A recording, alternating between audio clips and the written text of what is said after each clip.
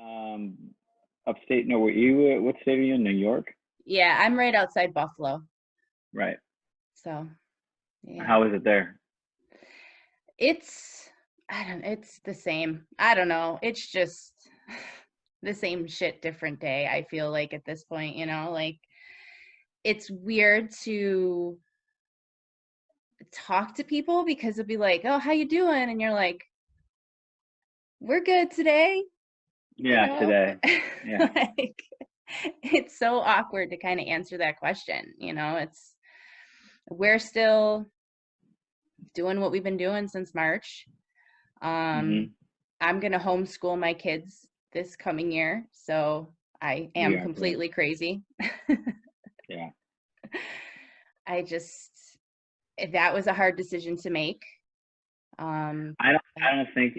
To be honest, I don't think it was because 2 weeks into it, it's gonna go to homeschooling anyway. 100%. I mean, I feel like it was a hard decision to make because of the responsibility that I need to take on, Mhm. and making sure that I do it in an adequate way, like believing in myself that I can take on this responsibility. But as far as whether or not they were going to school, that was like, fuck no. Like, that's not Yeah. happening. Absolutely not. Yeah. Chicago was initially 2 week, 2 days in, 3 days home, Hmm. and we are still gonna stay home anyway. And then last week they're like, never mind, we're all remote. Hmm. So That's how it's been here. They just can't all get on the same page. Like, the teachers had to submit a plan. So they submitted the plan, and right before the plan was supposed to be done, the governor's now like, "Oh, well, everybody's going to have to test, and if you want testing, the school's responsible for it." And everybody's in the school's like, "Yo, wait a minute. yeah. You didn't say this when we made our plan." So it's Mhm. back to the beginning, and it's just now the school district where we are have been talking about what happens if somebody gets sick in the school, and like the whole protocol that they have to follow. And it's just like it just doesn't make me feel good. It just it just doesn't feel like people can easily lie, and then they're not going to investigate the situation further. And it's like, well, Yep. anybody can say the right things to the questions, so it's like, I don't know, just doesn't feel good. Mhm. This whole. I mean, I was talking with Bobby Haight, our tour manager, last week, and it's like, okay, what else? Let's see here. We got a pandemic. Okay, we're gonna go. We got unemployed. Let's put some civil unrest on top of that. Maybe we'll defund the police, and then bring on the murder hornets. What else can go wrong? It's Hmm. like it's just it's almost like you have to be able to. I mean, it's not funny, but just like it's laughable at how it's just all Yeah, hidden. it's just the shit has hit the fan big time. Hmm. That's certainly how it feels. So what have you been doing to keep yourself sane with the kids and at home? And I mean, this is a complete different lifestyle for you. So I mean, Yeah, what's that been like? the first right when we flew out to LA, and basically I was getting on the plane. I in my mind I was like, but why am I even getting on this plane? I'm gonna turn around as soon as I get home. And I literally landed, turned my phone on. It was like, you're going home. I was like, all right, cool. I've been on the road for 20 years. Sweet. Let me go home. And so the first weekend, it was like, okay, like we're gonna have a couple weeks. No one knew it was gonna be like, here we are in August, right? Hmm. So in my mind, it was like, okay, maybe we'll be off till summer camp. I'm gonna take advantage of being dad. I'm gonna be home, and then 3 days after getting home, it was like, oh shit, this is terrible. This is bad. And then Mark Brownstein gave me a call about the live lesson platform he was launching. He's like, do you want to be a part of it? And I was like, absolutely. When do we start? Tomorrow. Like, okay. So I opened up 15 slots for lessons, and they all filled up in like 48 hours. So basically, since that first week, I've been teaching and then doing streams. Annie talked me into doing one that first March, whatever it was. And then she was like, do another one. And then it kind of snowballed into this thing that I've been doing that now. So between doing streaming, and I did some other streams for some other festivals and lessons and homeschooling and writing, trying to write songs. We're trying to do a new album. So I don't have time. And I've talked to some friends who they're complaining about running out of shows on Netflix to watch. I'm like, how do you even have time to watch like 30 minutes of anything? That's how I feel. Right? Yeah. I've been busy, just, so I haven't really had time to stop and really think about like the whole reality of the situation, because I guess it's a good thing being busy. And in my mind, I was like, I'm going to write 45 songs, and maybe I've gotten like 7, This is not nearly as many, but it's something. But it's been good. We've been busy. I mean, the one thing is I've 20 something years of traveling. This is the longest I've ever been stationary since I was in college. So, I mean, the one thing I think I'm taking from this all is how lucky I am, to be still staying afloat, because I know a lot of musicians are getting crushed. But how good I had it, being on the road with friends, getting your own hotel room, Yeah. going out to dinner. Yep. So and I think it's made me really appreciate what Umphrey has become, and I miss it in a way that I never thought I would. And I'm looking forward to when we get back. It's gonna be like full on, It'll be very different, but it's definitely made me appreciate how good I had it, So that's one positive thing for sure. I think when we go back on the road, I'm not going to be complaining about having to be gone from my kids for 5 days. Yeah. That's how I feel, because being a mom of 3, like the only time I really got out to do anything was when we would go out of town for shows. Like we would save babysitters because we wanted to go to this run of shows or whatever. And now it's like we're not doing that. So there's no like outlet either. And it's like so hard. I'm trying to keep reminding myself that this is hopefully nothing like this is going to happen again in our lifetime, and I need to take advantage of being here, and being present with kids, because the lifestyle that I have or had was just, I'd be here for Monday morning and I leave Tuesday night and then be gone for 5 days and then kind of check in and check out. So this is like the first time where I'm reading books in bed every night, and but at the same time, like, not to harp on kids being assholes, but man, it's hard. It is. Being a parent is like the ultimate mind fuck, I think, because you just love these creatures so much, but you just want to wring their neck. Yeah. You're like, I love you so much. Oh, but I want to kill you right now. Yeah, I feel like Annie and I both, we start a lot of our conversations with our kids is, listen, I love you, but go. Or go to your room. Listen, I love you, but I'm yelling at you. Well, that's like my 9-year-old. She gets so pissed off at me. And I'm like, listen, I know that you're mad at me right now, but my job is to make sure you don't grow up and be an asshole. Like, that's my job, okay? So I'm really sorry that you don't like what I'm telling you right now, but that's what I'm supposed to do. Yeah. And she hates that answer, but it's like, I don't know what to tell you. I'm your mom. That's what I'm supposed to do. You're supposed to not like me right now. Because I said so. Yeah.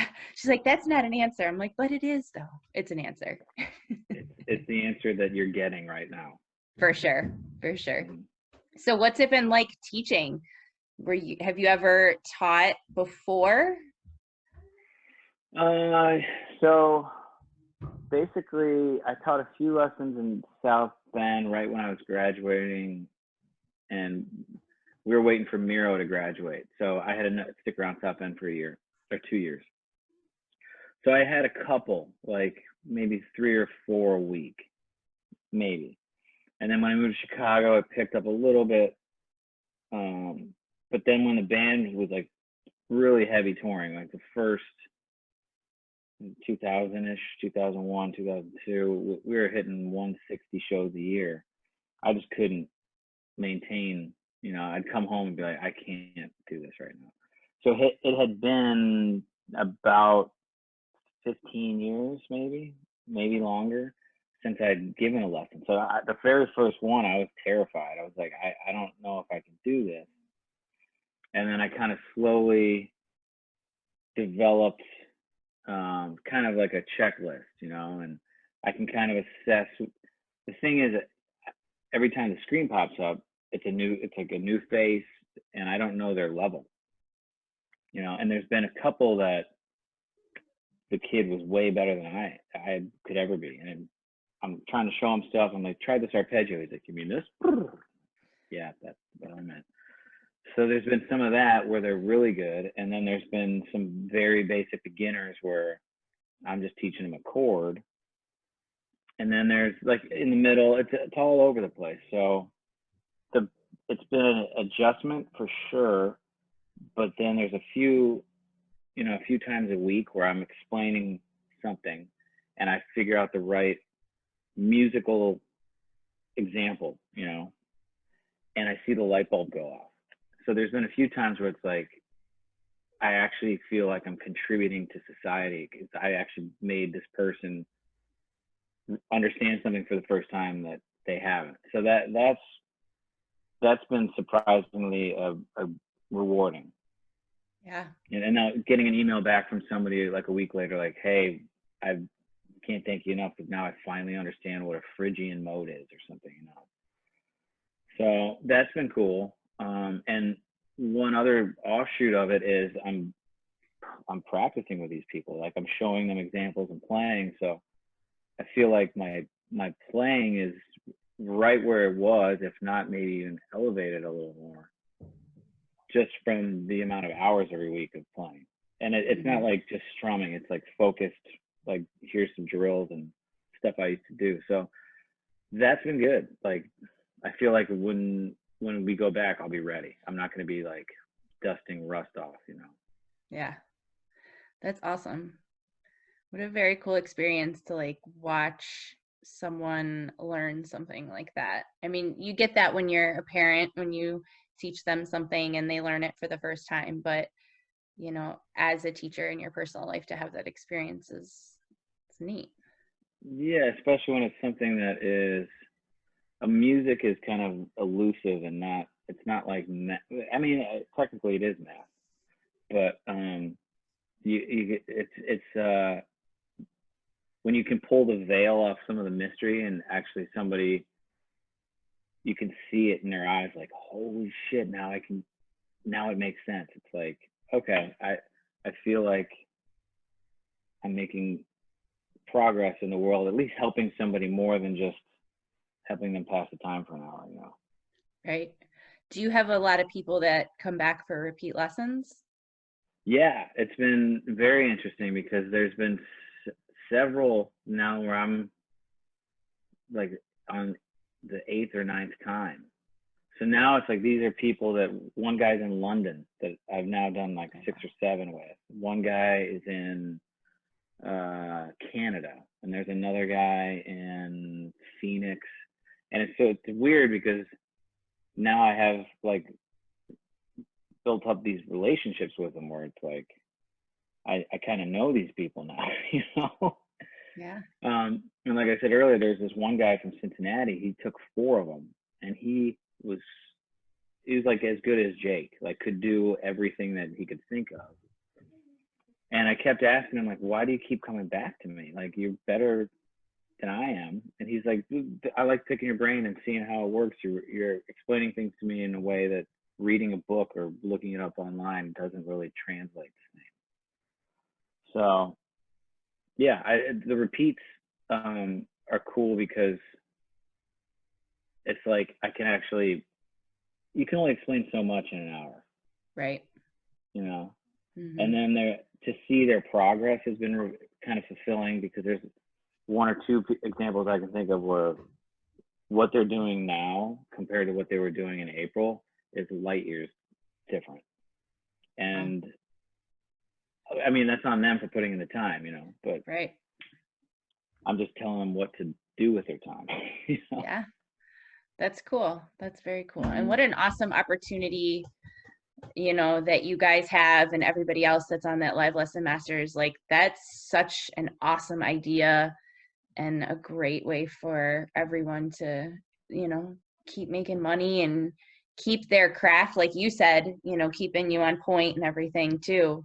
You know, I'm sure it's the same for everybody. It's amazing that Brownstein was right in there with that idea. He was like, all right, let's do this. That's amazing. I think that it's I don't know if it's this week, but he's expanding it to a new platform it's going to be a new name, and I don't think it's going to be Zoom anymore. It's all going to be contained.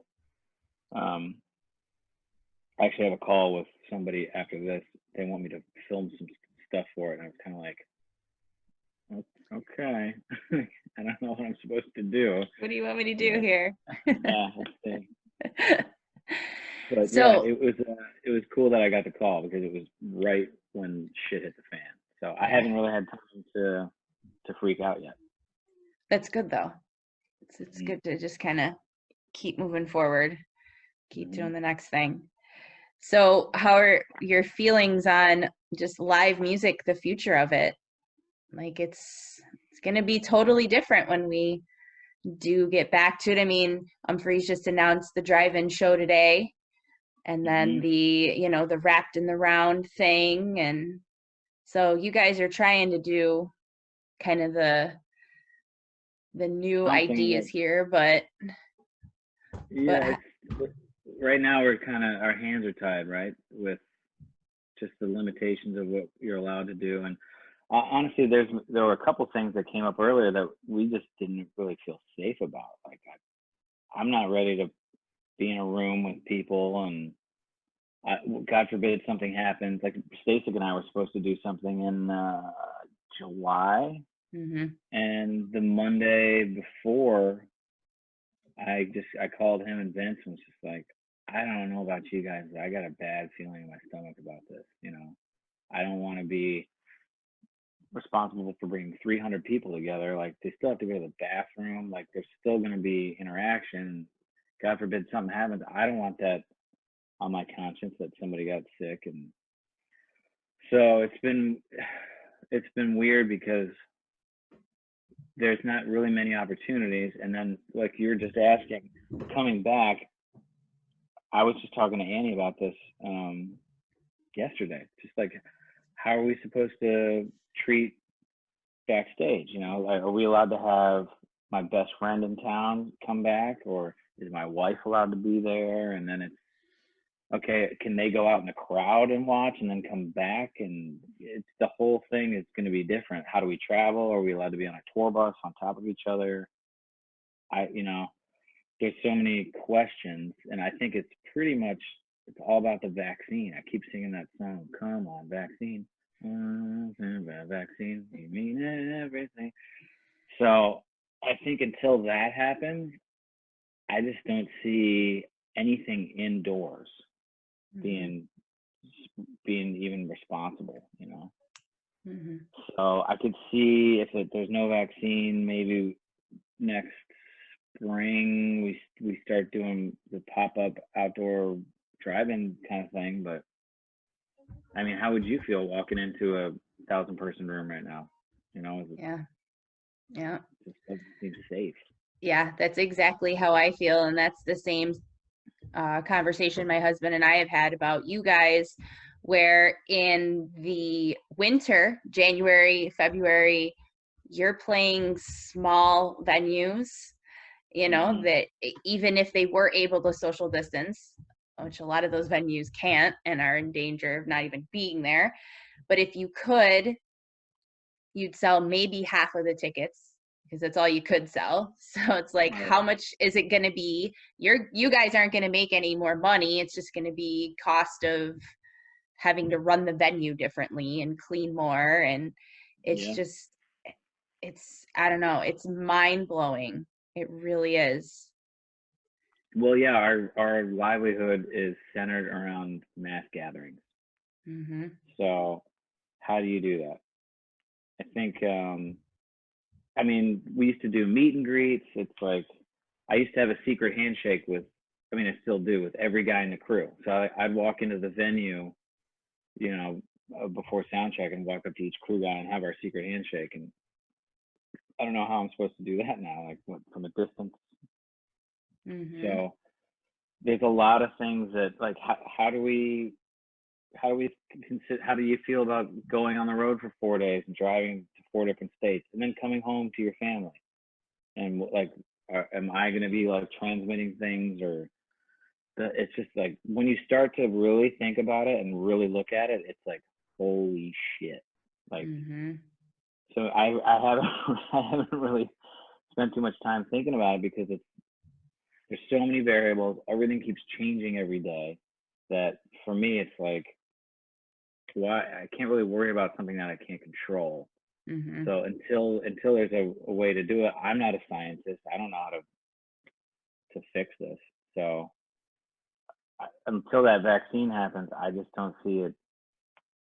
I don't see it. And then when it does, and comes back, like, are people going to feel comfortable even going? Mm-hmm. You know? Yeah, that's going to be a huge thing. I know, even personally for myself, you know, I'll be honest, it's going to be hard for me mentally to be like in the room and cool with everybody and not like, you know, eyeing people up and like, I don't know if I want to hug you, you know, like it is going to be a weird situation to be in. Yeah, and because in that environment, when people are partying, you start to forget about it. And after 15 minutes, they're kind of, you know, more on top of each other. And then an hour later, someone's passing a joint around, and it's just like, okay, take a step back. You know? So I don't know. I wish that there was, but then again, I think about polio and things like that. Used to be the end of everything, and then there's a vaccine. It's like, okay, everything's fine. So hopefully that's the scenario. And then when I saw that when the Disco Biscuits played that was it the Phillies baseball stadium, I was like, is this going to be the future, where it's like I finally get to play stadiums, but they're mostly empty? I don't know. I get to play Wrigley one day, but it's empty. How do you think that's going to be when you're playing and doing the wrapped in the round thing, to not be playing to an audience? What do you think that's going to feel like? Well, we did the thing at Jake's place in June, and it felt surprisingly invigorating. Almost, not like I had the adrenaline of being live, and so that part was there. Playing with my friends was there. It was exciting, and you could see we all, after 15 seconds of playing, it was almost like, oh right, this is who we are. This is what this is what we do. You know, so it came back quickly. But then this in the round thing, the thing about the Boondock thing, after the first song finished, it was silent, and then I was like, oh, was that good? Did we suck? Like, I need the feedback to kind of figure out what to do. And then this in the round, the way we're going to set up is we're going to basically be setting up in a circle facing each other. So that'll be cool, because it's something we've never done. Hopefully the camera, it's a big warehouse, so it should look unlike anything we've ever done. So that I'm kind of excited about. It's Yeah. going to be interesting to actually be able to see everybody and not have to turn around to see Chris or so. And now we have those 2 drive-in shows, so it's going to be interesting because I would assume the 2 streams and the 2 drive-in shows are all different sets. So we're going to have to actually kind of, okay, remember that the line in Prowler that we got to practice all this stuff again. Yeah.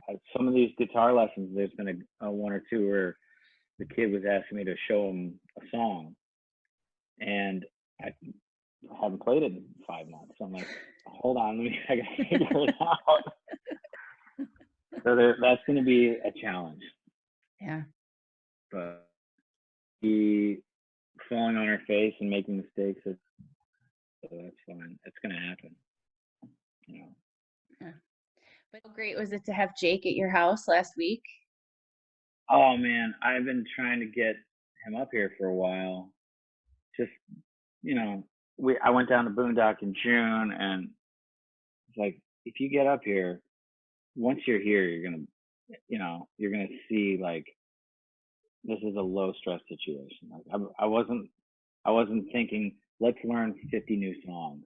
Right. It was let's play some songs that we wrote together that we haven't played in 6 months that we should be able to do on paper in our sleep, you know. So it was cool just to kind of get him up here and be like, let's not even worry too much. We didn't even talk about the set list or what songs until that day. And so that was the coolest thing for me, because it was like, look, we can do this. Like, we don't have to stress out about it. We can just get together, and we know enough stuff half of our adult lives. Close up. You're good. Let me text. I'm gonna text Annie just to make sure that the kids aren't jumping on.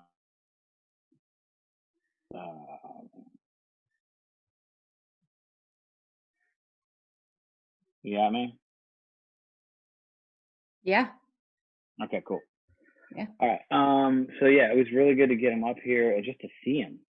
Yeah. You know, this is one of my best friends that we've been going to battle together for a very long time. Decades. It felt good to just to do it again. Yeah. You know. Yeah. And then afterwards, we sat around on my back porch and did more like we just did Bob Seger tunes on the back porch. Nice. You know, which was cool to me to be like, okay, we're done doing it, but let's still do it some more just for the fun part of it. Right. To just have your fun with your friend, and, you know, that connection that you guys each needed, you know, because Jake mentioned that in the stream too, about how good it was to. Again. There we go. You back? All right. Yeah. The internet We're drives doing me it. I know. It's insane, man. The whole world is having this problem. Absolutely. It's so funny because people like the stream on Thursday night, and there were moments where like the sound cut out, but you guys were still playing, and it's so funny to hear people like bitch about it. And it's like, everybody's having issues with their internet right now. Like, calm down. It's going to be okay. Yeah. I haven't watched back yet. But I talked to one of my friends the next day, and I was like, how was it? He was like, yeah, there was some pauses and some glitches. And for a split second, I was disappointed and deflated. And then I reminded myself that this is the world we live in, and the entire world is doing this. So if that's the worst thing that happened, I meant playing live, shit would happen, where like PA would go out or power would go down or freeze up. Yeah, for sure. We back? Yeah. There we go. Yeah. It's just got to work itself out for a minute. It is what it is. So you talked about why not for a minute, but let's go back to that, since everybody loves it. We look forward to it every Friday night. So that's just sort of started out as a idea from Annie and morphed into what we see now, huh? Yeah, the first one was, come on, just go I didn't want to do it, and she was like, "Just you're drinking, just it's fun. Who cares?" So it started as just a pass the time. Let's have some fun with it, and then she the next week talked me into doing it again, and then I think it was the third one where she and I ended up going live on Instagram till like 2 a.m. or something. And she kept saying, do one more. And she just kept pouring wine in my glass. I look up and I'm like, holy shit, been live for a couple hours. We were talking about why not is what we were talking about. Right. So it turned into, it was just like a fun thing. And then it was like the third week I was doing it and we were up super late. And I was like, Annie, we have kids and it's 2 a.m. and we're hammered and they're going to be up very soon. She was like, just one more song. So she just kept like, it's become her happy place, and she's kind of embraced her newfound celebrity. She is, her. It's been interesting because there's been nights where it's like trying to get the kids down, and this is like, I'm so tired. I'm done. Mm-hmm. And she's like, can we go downstairs and have band practice? I'm like, okay. And I have like a PA system, and we'll pull up like a screen with karaoke, and we're down there doing songs like for fun. So it's been cool. Like it's been something she and I have actually bonded over, and we never ever sang before together, ever. Not even like ever. So it's become something that we actually now kind of have been doing together, and she loves it, and I get feedback from people saying that they enjoy it and they want me to keep doing it. And I for example, this weekend I'm not going to do it because I'm getting sick of myself. If I'm over it, I'm sure there are people out there that are over it, and I feel like everyone's doing streams and there's a stream fatigue, And mm-hmm. So I mean, I'll come back to it, but I think this week just to let it breathe, like at some point if I did every single Friday, it's like, okay, I get it. This guy likes wine, For sure. It's nice to take a little break, but we all love it. And Annie, I've told her before, she is like my spirit animal. Some Friday nights, being home all week with the kids and just dealing with all the shit. And you're just like, just let it go. Listen to the music, have a good time, remember the joys in the world. That's a big thing for her too, and she's been pushing me to do it. There's been definitely weeks where I didn't want to, and she was like, people need something to, and then the 1 or 2 Fridays I haven't done it, I remember sitting around the first time like, so what do we do? It's Friday night, like what are we supposed to do? She's like, we can go live on Instagram. I'm like, no, there's got to be something else. So it's been cool. It's been interesting because my neighbor Tony, he's the guy that plays the broom and the harmonica, but he and I went to grade school and high school together. So it's been cool. Like he lives 6 houses down. Nice. So it's been cool to kind of have that. And he was at the holiday show too, wasn't he? Yes. Yeah. That's so. And he's a really good artist. He drew this picture of Annie and I for us to frame, and it's got Annie in the perfect. She's got like her eyes closed with the glasses on, going like. So. That's awesome. It's been interesting because a lot of the lessons I'm giving, people start talking about why not and asking me about it. I'm like, I guess people are enjoying it, if for the time being, what else is there, So. Right. Yeah. Yeah, we enjoy it. We like it. And it's good to see you, and it's good to hear you sing and see you guys having a good time, and it's a nice little forget about everything else for a little bit.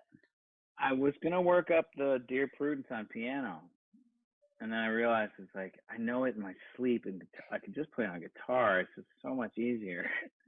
So I'll take that days, too. It's okay. All right. One of these days. Awesome. That will be beautiful. Well, since we're on the subject of the Beatles, I have to ask you because I'm a huge Beatles fan. So tell me how you were introduced to the Beatles. I love to hear everybody's story of how they heard them the first time and what it was like for them. Well, my older brother was kind of probably the biggest musical influence I had growing up. And he had the Red album and the Blue album, the best of. And I was probably in second grade maybe when he started kind of listening to him a lot. And I remember Twist and Shout. And then that was my favorite song. And then talking to him about it, and he was like, they didn't write that. It's like, what? And then that's when I started reading songwriting credits and was like, oh, okay. But they wrote everything else, you know. So I was big into them in grade school, and I still am, like to this day. Like when Roman was born, I had a playlist of, it was Rocky Raccoon, Blackbird, Yellow Submarine. I even put I Am the Walrus on there because it was an animal.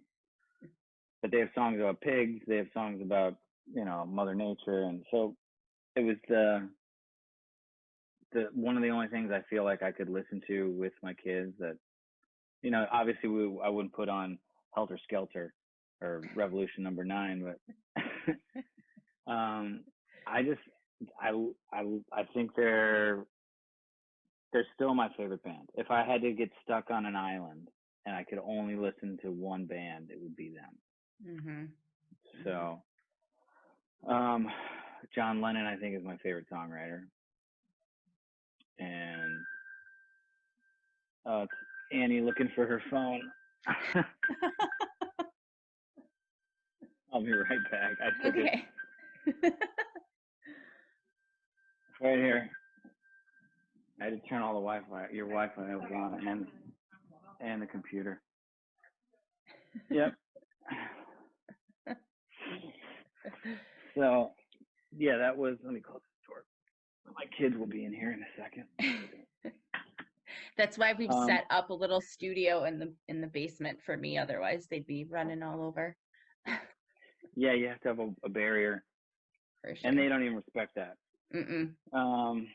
But yeah, so the Beatles have always been my favorite band since basically I've discovered bands.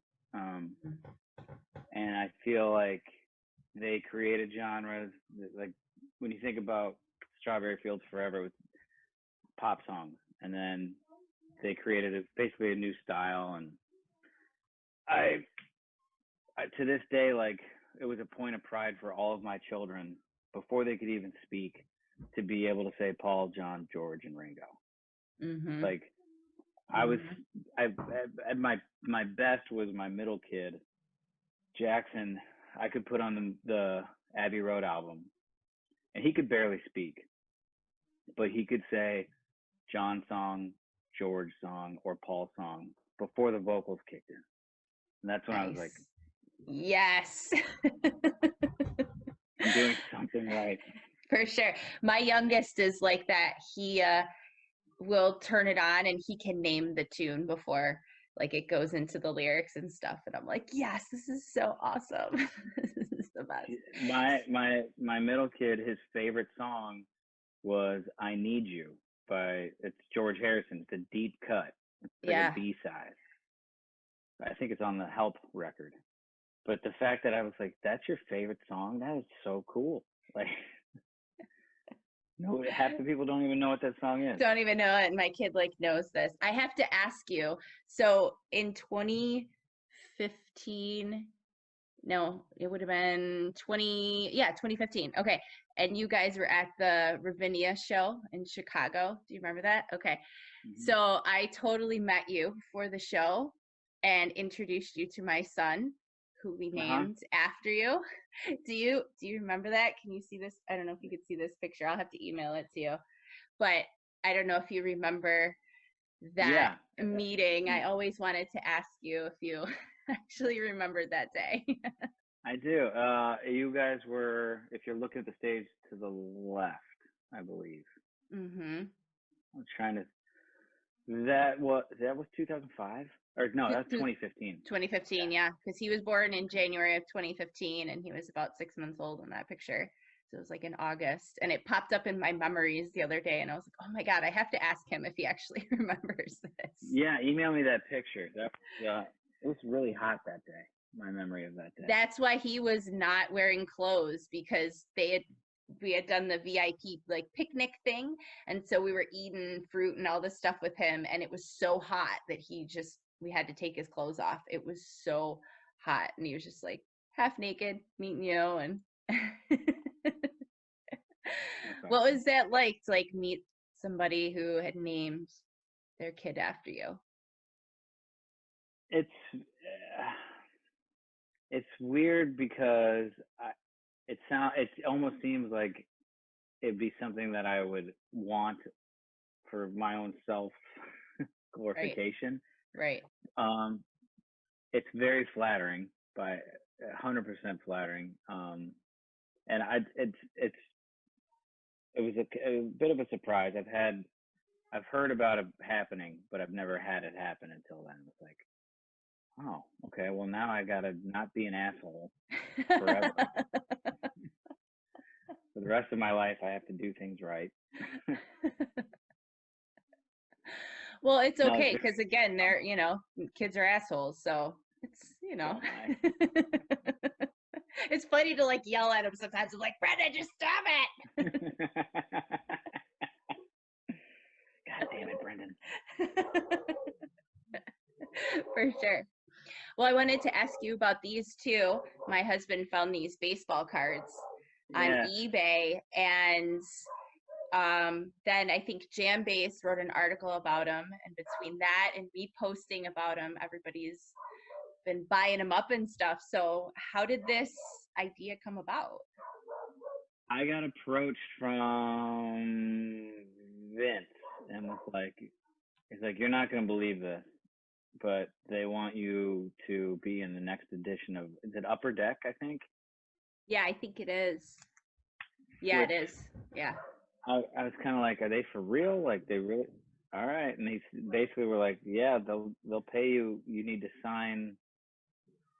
Initially it was like 400, and then when they actually did it, they sent me 750 of them.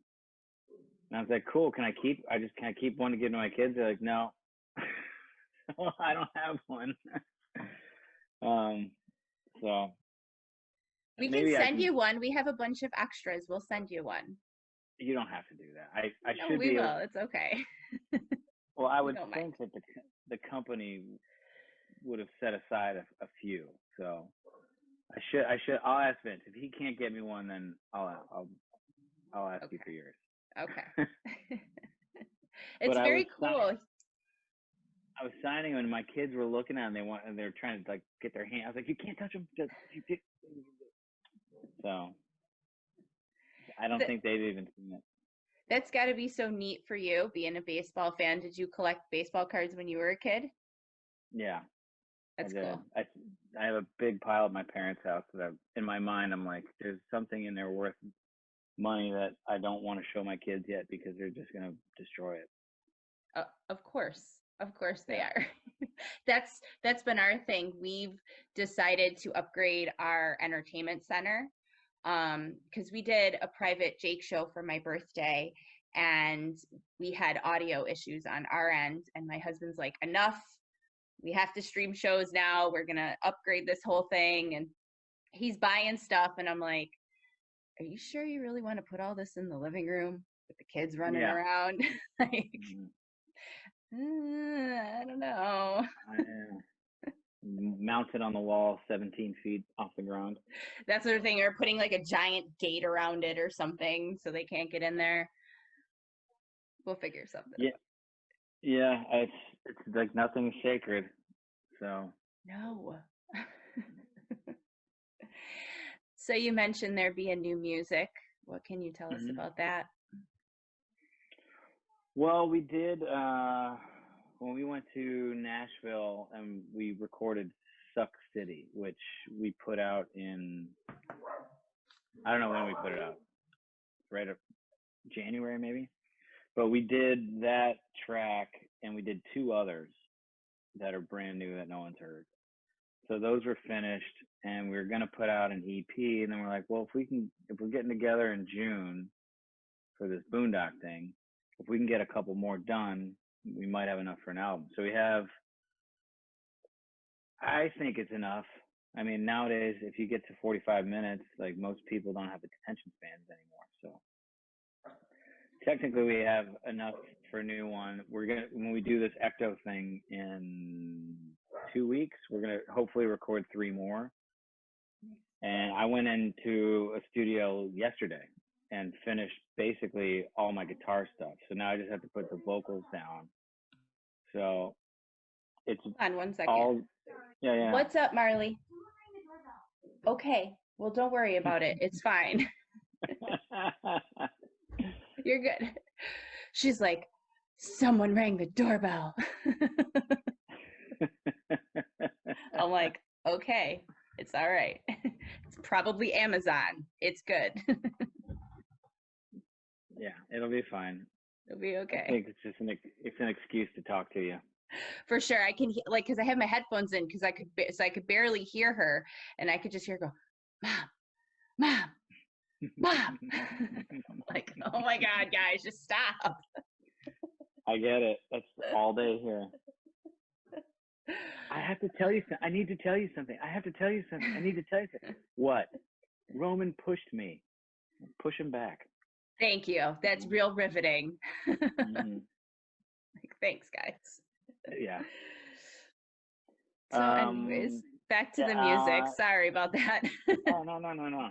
I totally get it. This is my life. All day. Mine all too. day. So yeah, we basically have a bunch of new stuff that, I mean, we might put Stuck City on it. I don't know if we need to, but it's new stuff, and it's all over the place, kind of like Umphrey's is. There's one that I really, really am proud of. I can't even figure out what the genre is. It sounds unlike anything we've ever done. And then there's some, I don't know. I mean, I like it. There's obviously going to be people that, there's some stuff that's progressive and heavy. There's some stuff that's soft. And there's one song that's straightforward, 4 minutes, right down the middle, that I really like, but I could see people that love heavy metal wouldn't like it. But then there's some stuff that's super heavy that I could see people that don't like heavy metal won't like it. So it's basically like Umphrey's, it's like everything. But I don't know if we're gonna wait to play. We have to finish it, obviously. But I don't know if it's something that we sit and wait until we're finally able to tour again to put out. But I feel like once it's done, we're going to want to just put it out, even if we can't play it. Right. Just to kind of keep the ball moving. Right. Well, and I think personally for me, it's hard to decide if I like a studio song until I've heard you guys try it on live. Like there'd be songs where you're just like, yeah, I really do like that for sure. But I think it's hard to actually dismiss it completely until, because it takes on a whole other character when it's live. So you're like, well, you can't really completely dismiss something until you hear what they do with it. Well, part of the problem too is if we're writing something brand new in the studio and then we record it, by the time we haven't even tried it live. So by the time we get on stage, it's like, oh, let's stretch this out a little bit. And this could be a longer solo, or we don't have to come in right away here. And it benefits from being road tested, because you get to actually revise it and improve on it. But in a moment in the studio, you're just trying to get it done. And then evaluations come later. So I agree with that sentiment. I totally get it. And I do think that there are some songs that shouldn't even play live. Just those are studio tracks. They don't. And some of those, Joel, for example, will be like, no, we got to play it. I'm like, all right. I'm looking at the reactions on the faces. Read the room, Joel. Read the room. Yeah, totally. He thinks everything is awesome. Well, he just likes that Lego movie so much, I guess. Yeah. Everything is awesome. That's Joel's ringtone. It should be. So, have you been doing the 100-day challenge with Annie?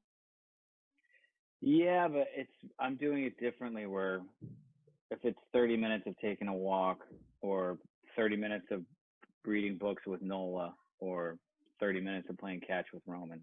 It's not like for me, it's not the same thing every day.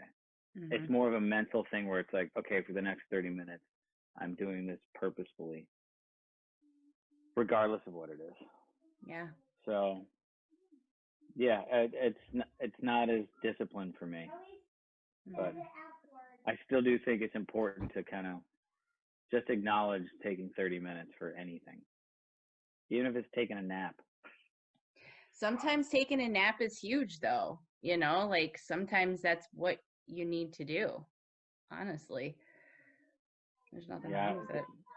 Back in the days of touring, I would be able to climb into my bunk after sound check and take a nap, undisturbed.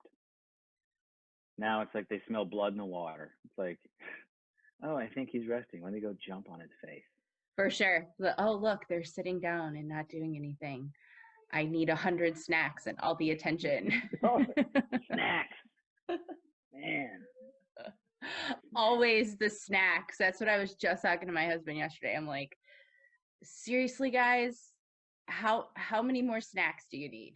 You just ate it. Did you finish the snack I just gave you? Like, I just opened one.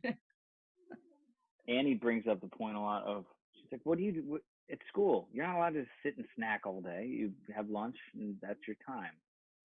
So, like, it's just like after day 5 of quarantine, it's just like, I don't care anymore. Here's a box of whatever and just don't get it on the couch. Yep. So you're just at that point, you're just like, your well is so dry. Like, I just can't. Go ahead. Just don't burn the house down.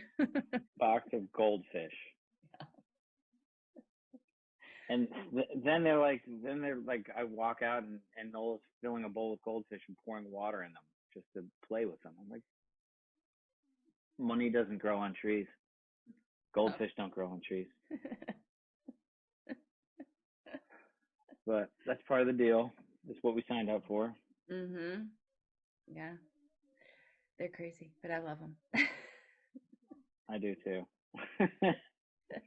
That's why I think God made them adorable. Absolutely. You look past everything. Absolutely. Otherwise, it would just be it. Mm-hmm. They sleep outside. For sure. So I want to ask you about the film score that you did for Canyonlands. Mm-hmm. What was it like to do something like that? You've never done anything like that before. So what was the experience like? And is it something you think you would do again in the future? Yeah, so initially he asked me to do it a few times and I kept saying no because I just was intimidated by it and I said I just don't the whole thing is a big commitment and I just don't think I have the time or the ability.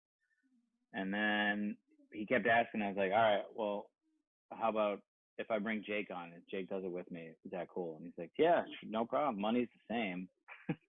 But so once I had Jake in, it instantly became something that I knew would be way easier.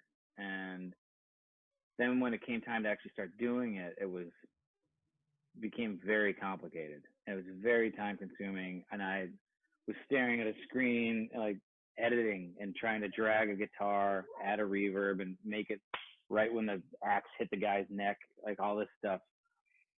So it became almost maddening for a couple of weeks because there were deadlines that had to be met, and I'm just like, I don't know how to do this, So I've learned how to edit, kind of, which is now a skill that I think will, now that I have it, I would happily do it again, especially now. When we were doing it, it was September, it was October, we were touring, so Jake and I were coming home and having to work on it and then go back on the road, and we got it done. Thank God. Our good friend Shane came on, and he basically, like, we gave him all this, and he just like cleaned it up, you know, like he's like, this is, you guys are doing this right. Here's how you need to do it. And he was actually working on a crime, like not CSI, but that kind of thing. So he was like, this is perfectly in my wheelhouse what I'm doing. So I was able to sit with him and go through literally frame by frame, second by second, minute by minute, what, you know, should be done. And then we realized this was going to take forever. So Jake, you take these scenes, I'll take these scenes, and then we'll bring it together. And the irony of the whole thing is, right now in a pandemic, if this would have happened, the movie soundtrack would have happened in April, it would have been perfect timing. I have hours and hours to sit at a computer and work on music. Like, so it'd be nice if an offer like that came in now instead of it. I bet the next one will happen right when we're going to go back on the road, you know? So, Yeah. but it's cool to know that we can do it. I think it came out, no pun intended, killer. I'm excited for people to see it, and the feedback that he got, the director said that he showed it to a bunch of people in the industry, and that they thought that we crushed it with their. So hopefully, once it's out there, we can use that as like a resume thing. Yeah, I'm sure. And the thing about the murder part is, I don't really watch murder movies. Mm-hmm. So there was a lot of literally watching a scene, rewinding it, pausing it, and just over and over, and just like this guy, like a pickaxe to the neck and blood, and I was just, my kids would walk in like, what do you can't, you know, watch it. And so there was a lot of that where I'm staring at a screen watching literally 45 seconds for 3 hours trying to line stuff up. So that part was kind of crazy. Yeah. But it was a very, very cool learning experience. And yeah, I'm totally open to do. I could go for a good rom-com next, you know, something a little more acoustic and delicate. A little less slashery. Oh man, I mean, there's some stuff where it's just, I mean, I don't think you've seen it. So there's a lot of like violence, but that's what I heard. That's what I told my husband. He's watching it and doing the review for me. I'm like, I'm not doing it. It's not my kind of movie. Did he see it? No, but when we get the chance to see it, I'm going to have him watch it instead, because not my thing. I'm good. Yeah. There's no doubt that the soundtrack's good. I have total confidence in you guys. The movie's good too. It's just a murder movie. Yeah. Yeah. Literally 8 people go out into a canyon and 1 person comes out. Yeah. So. Not my kind of movie. No. But what a cool experience for you, though, to be able to create something like that.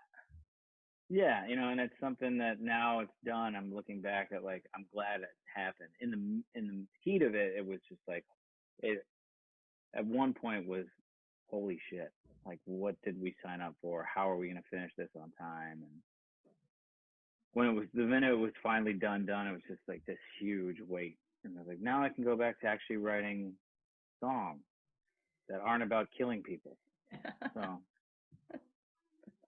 So yeah, I'm very glad it happened. It would be awesome to have right now, but you know, shit happens when it happens. So.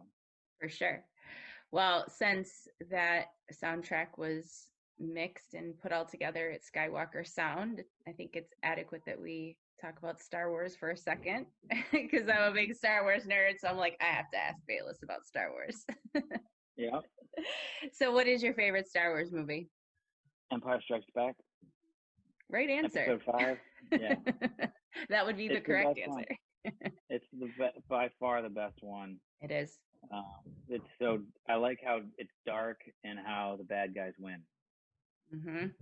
You know, it's just like, what movie before that, other than like The Godfather, where like the hero actually gets his hand cut off, and the other hero gets frozen in carbonite, and Yeah.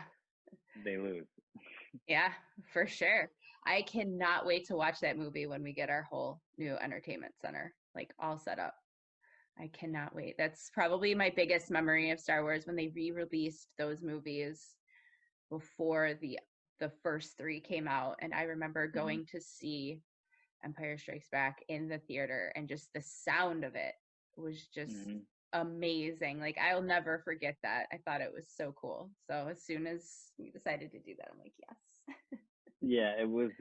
It's been one of my goals of the quarantine was to watch all 9 with my kids. We didn't do 3 because it's just so violent. You know? Yeah. Yeah. But they all got way into it, and then it became like I had to start buying lightsabers and like, be careful what you wish for. Almost. It took a different turn than you were expecting. Yeah, but I mean, I needed them to see that because I grew up on that, and every day that I was sick from kindergarten to high school, I would watch the VHSs. So I mean, you could name a scene in episode 4, and I could tell you the dialogue. You know, like I remember weird stats like the Millennium Falcon was parked at Docking Bay 94, and her cell block was 1138. Like I know this stuff is just burned into my brain. That's awesome, though. It's important that the next generation watches those movies, though, and knows like the original story before all the stuff that's branching off now and what they are expanding with the universe and everything. I think it's important that they know like the original, like the good source. For sure. So obviously, since you love Star Wars so much, but was there another reason why you named your band Tashi Station? No, we just didn't have a name, and I was like, I'm going to Tashi. I'm going to waste time with my friends. That, in my mind, it was like a play on a reference of we're just friends wasting time. But Wade Wilby actually just sent me for my birthday a mug, a Tashi Station coffee mug, which is my new favorite mug. That's cool. Yeah, that's very no reason other than I thought that unless people were into Star Wars, they wouldn't know what it was. So it's kind of like my nerd thing coming out. I like it. Look forward to that day when I get to see your face in person again. 100%. Me too. Me too. I can't wait to just try whatever normal is. I'll take whatever I can get. I'm gonna be a mess, just crying. The whole probably the first set is just gonna be tears of just being all together and getting through all of this, because I feel like finally being able to see you guys play music on the stage again is kind of going to symbolically be the end of what we're dealing with right now. You know, we'll be in a place in our lives that we just can't even kind of fathom on the other side of this, you know, and it kind of signifies like, yes, we got through it, you know, sort of a thing is kind of how I feel that first show is going to be. Oh yeah, you'll see some grown men weeping for sure. Yeah. I'll be one of them. And there will be no shame in it because we all miss it, and that's what I'm so excited about. The whole Wrapped in the Round thing is it's a legit Umphrey show, and I think it's what we all need. 100%. Yeah, it's gonna be great because like Chris Mitchell will be there mixing. Ben Factor's gonna be running the lights. It's gonna be like, oh, we're getting the band back together. Yeah. Can't wait for it. I'm excited. Me too. I'm ready. I bet. My kids aren't coming. My kids will not be there. I don't blame you one bit. Not for them. No, it's not their time. They can come another time. Yeah, 2 years from now. Yeah, that's how I feel. We've always taken our kids to a bunch of shows, but it's like, no, once we go back, it's my time. It's like Goonies. It's like, this is their time. This is our time here. 100%. All right. Well, this was absolutely wonderful. Thank you for your time. No, I appreciate it. I hope I answered things sufficiently. Yeah, you did great. I was like, you mentioned it during the sound check the other night, and I was like, oh, no pressure. Got to come with the good questions. I was just trying to get in your head a little bit. Yeah, it worked. It worked. My husband looks over at me. I'm like,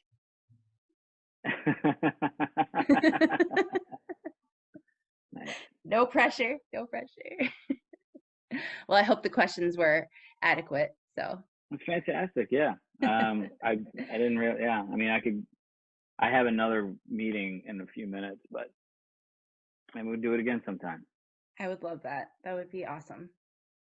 Well, Cool. thank you. All right. Well, this is great. Yeah. All right. Well, have a Well, great thank you rest of your very much. day. Yeah. You Thank too. you. Try not to kill your kids. Same. Good luck. Yes, you too. Take care. Thank you. See you out there. Bye. Bye.